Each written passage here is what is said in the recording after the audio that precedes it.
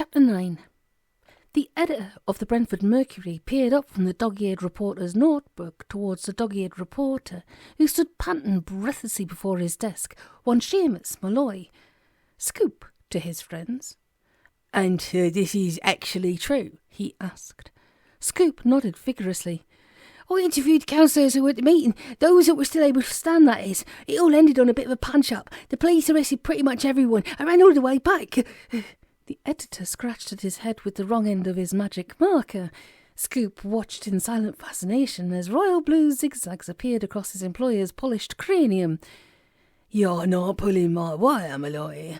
The aforementioned employer squinted towards the desk calendar, even allowing for a day or two unturned. It was well starboard of April the 1st. "I swear not." Malloy crossed his heart. "See this wet, see this dry."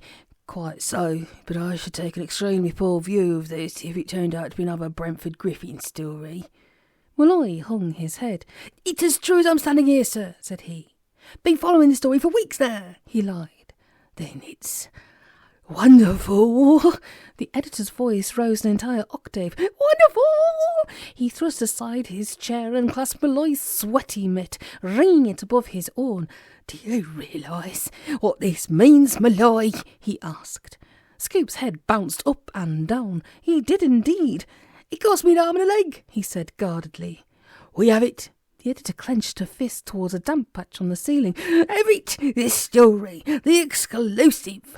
He turned upon the broth of a boy who was stood smiling modestly. "The exclusive! And it's all mine!" He flung out a hand towards the internal telephone. "Oh, mine!" Suddenly he froze. His eyes flashed towards the reporter. His hand hovered over the handset. "Malloy," he said slowly. "Malloy, you have not given this story to anybody else, have you?"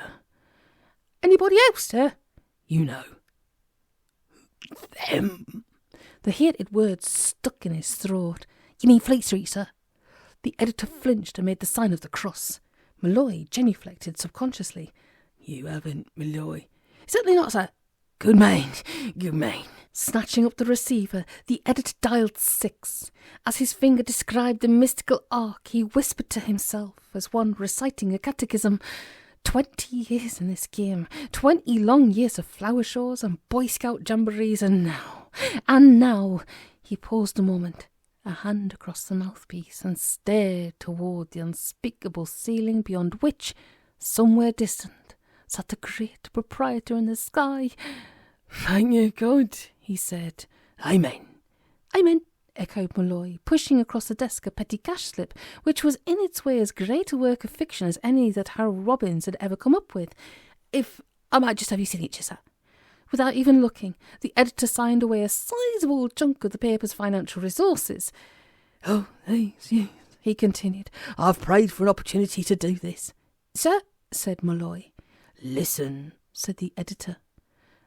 "Hello," said a sleepy voice at the other end of the line. "Print room." "Williams," said the editor. "Williams, is that you?" "Of course it is, sir. Who's that speaking?" "Williams." The editor took a deep breath and said, "Williams, hold the front page."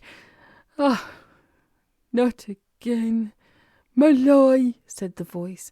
"Just bug off, would you?" The receiver fell, and the line went dead.